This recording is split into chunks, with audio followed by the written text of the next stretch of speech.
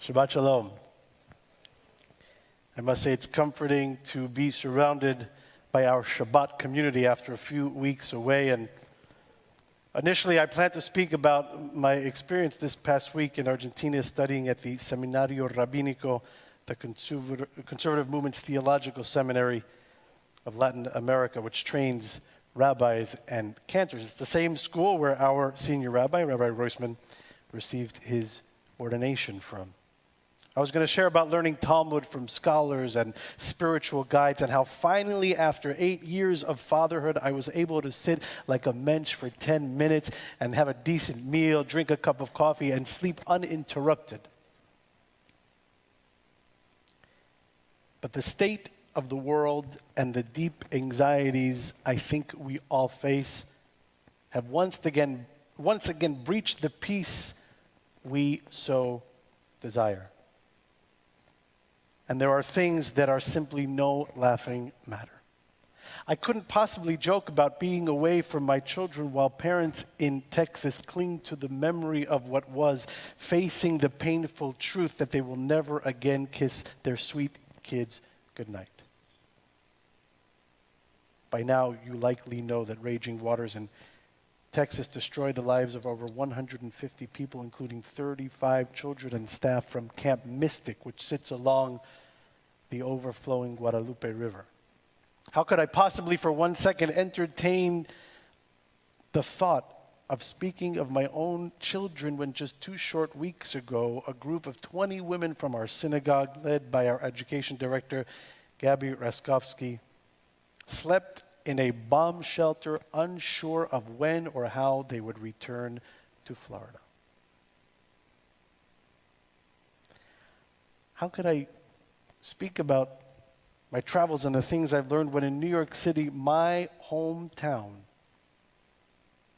we are seeing levels of anti-Semitism and anti-Jewish sentiment, anti-Jewish crime at levels never recorded before? When parents are afraid of what might happen to their children when they send them to walk off to school or to ride the bus or the subway, which so many kids do in New York City, like I did as a child.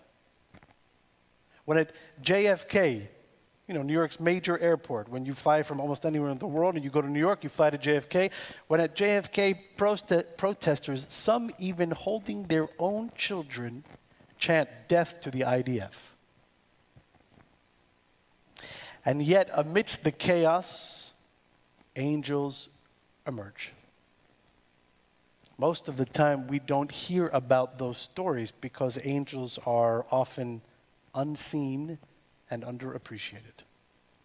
History has taught us that the loudest voices, however irrational and illogical, they tend to rise to the forefront of an entire nation's attention. So allow me to share a few stories with you that highlight the heroic efforts of those unrecognized by most. First, in Texas. It had been an exhausting shift for Ryan. The 27-year-old dishwasher had finished working at a local restaurant before returning to his home in Ingram, Texas.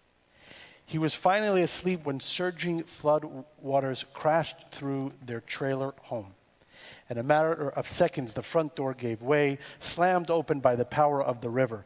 Ryan and his fiancée, with the water rising to their chests, placed their 13-month-old baby and 6-year-old son on mattresses to keep them floating as the waters rose. The bedroom door, sealed tight by the pressure on the other side, wouldn't budge, and so in those terrifying moments, Ryan, with his bare hands, shattered a window in a final attempt to get his family out. The glass tore into his arm, causing him to bleed, and he succumbed to his injuries. The people who were with him in those final moments say that as he took his last breath, he cried out, "I'm sorry, I'm not going to make it. I love you all." Then from Israel, another story. It's 5:40 a.m. Captain Yehudit is on her way home from work. She takes the night shift to coordinate schedules with her husband so that she and her husband can split time with their children. For this reservist captain, working late at night and into the morning hours is nothing new. And on her drive home, the phone rings. On the other end is her battalion commander warning her of incoming Iranian missiles. And instead of continuing to drive home to kiss her kids good morning, she drove directly to a residential building in Beersheba that had been struck by a missile.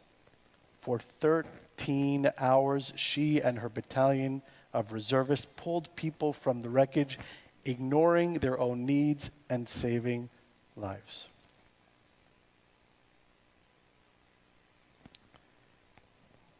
As the women of our congregation who were there in Israel, some are here tonight, as they strategized about how they were going to make it home, Dr. Gabby on the ground in Israel did everything she could to make sure that every detail was arranged, helped, of course, and strengthened and reinforced by our team here at the synagogue, by Jill, by Marla, by Tzipi, by everyone who could support them in any way that they could.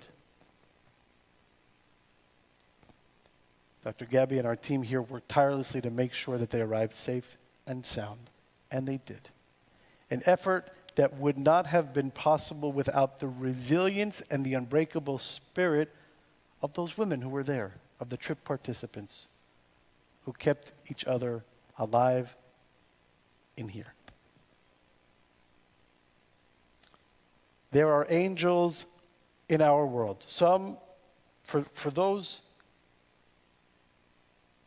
angels whose instinct is to defy personal fear and to save others. Those who are not consumed with being liked or admired. Those whose selfless acts are fueled by one thing and one thing only: to show love. Abundant, enduring love. To preserve human life, no matter the cost. Take a moment. Take a moment to think of the angels in your life. The one who came running to rescue you when you needed it the most. The one person who extended their hand to lift you from the fall. The one who, without saying a word, just sat there to show you that they cared, who listened as you talked. The one who embraced you and didn't want to let go when you needed that hug.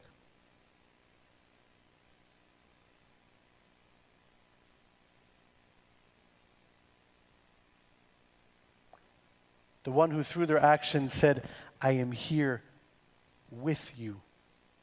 I am here for you. You know, in this week's Torah portion, Parashat Balak, we see a dramatic scene unfolding. Bilam, who is a sorcerer, is sent by Balak, the king of the Moabites, to curse the Israelites. He travels on the back of a donkey who at one point in their journey refuses to move. So Bilam gives his donkey a little nudge. The donkey doesn't move. Again, the donkey lays down in the middle of the road, and so Bilam begins to beat the donkey. The donkey refuses to move. Angered by this disobedience, Bilam strikes the donkey a third time until finally the donkey speaks. Why are you hitting me? The donkey cries out. Now, you may recognize this theatrical scene of a talking donkey from the movie Shrek, who becomes the humorous conscience of the ogre. Now, in my imagination, the donkey in our Torah portion speaks with a thick New York accent. Hey, what are you doing over here? But this is Beth Torah Benny Rock campus, so let's face it, that donkey spoke Spanish. You see, the donkey saw what Bilam could not. There was an angel blocking the path. This man who was hired to go and curse the Jews, his eyes were closed to that angel. See, that's what angels do. They move quietly.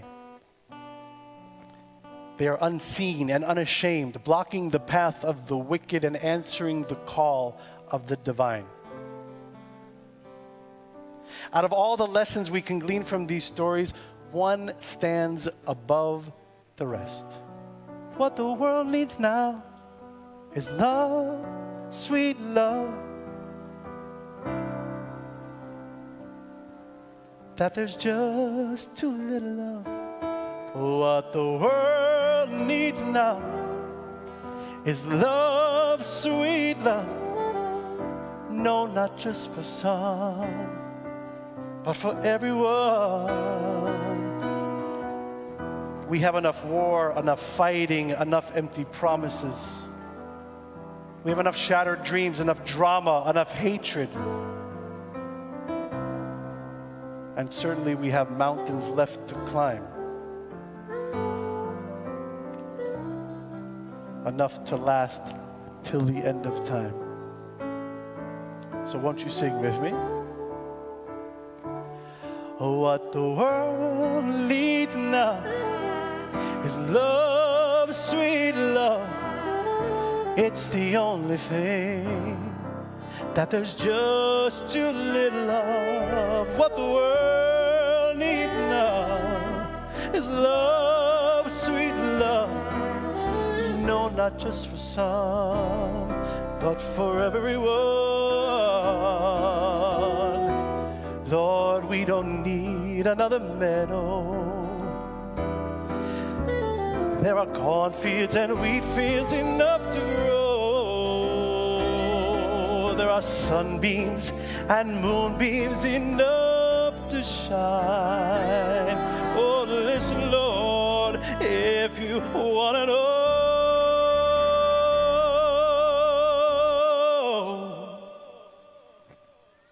what the world needs now is love, sweet love.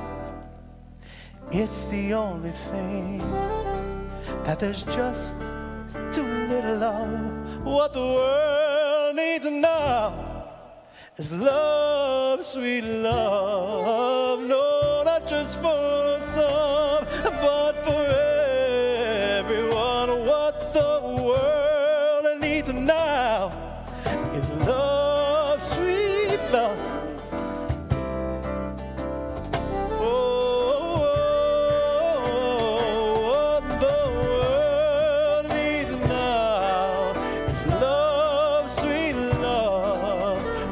Not just for some, but for everyone. What the world needs now is love, sweet love. It's the only thing that there's just too little of.